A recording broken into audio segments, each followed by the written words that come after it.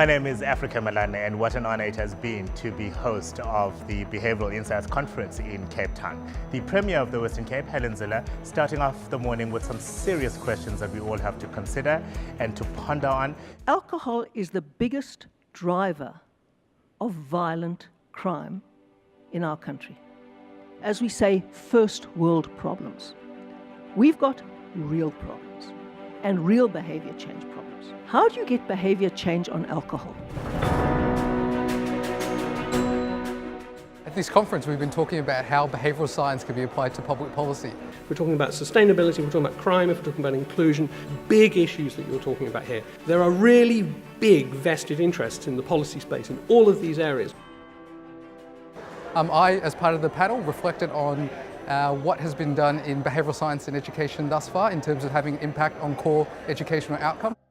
What behavioural science can do is bring a scientific approach that makes better, truthful arguments have more traction. Every single policy problem is a behavior change problem. What a delight to know that the Western Cape government has already been putting in place a lot of the principles, the theories that we've been discussing. I've been quite involved in working with the City of Cape Town and the Western Cape government on using behavioural interventions in saving water and energy.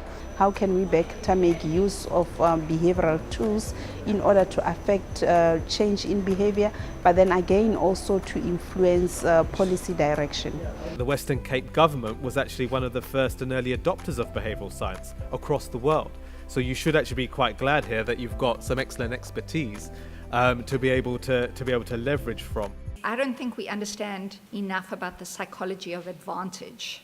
There's a lot of discussion around the psychology of scarcity and how people make choices in resource-scarce environments.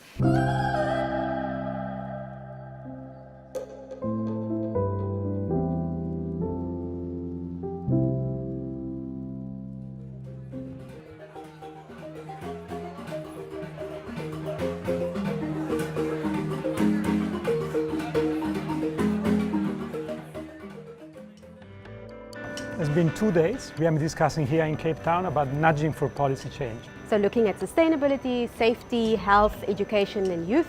And I think we've really all learned something really fresh and new and innovative really about how to apply BI to a policy space. So what you do in the analysis phase is basically you go out and you look at behavior, you construct the behavioral pattern, and then you ask the question, like the doctor would, what is going on? Is this an intentional problem? Is it a problem about belief formation?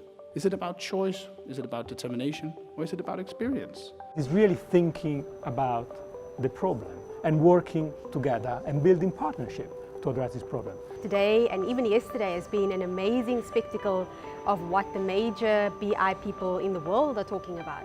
Policymakers saying like we're working with behavioral science because we're testing things out in the real world. But behavioral science is more than that.